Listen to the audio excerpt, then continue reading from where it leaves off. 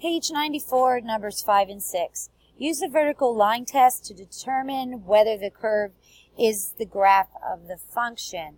So the vertical line test is a way to visually see the definition of a function, which says that each member of the domain, which is x, has a unique, is mapped uniquely to a member of the range, which is y.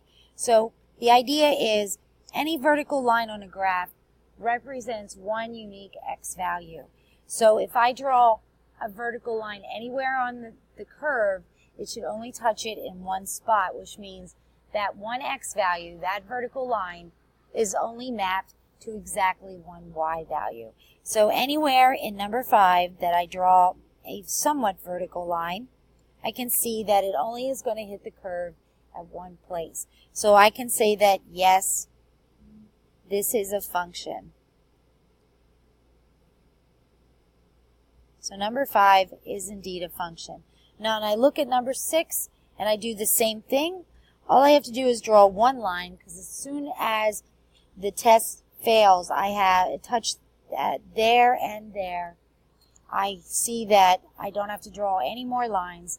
One failure is enough for the whole thing.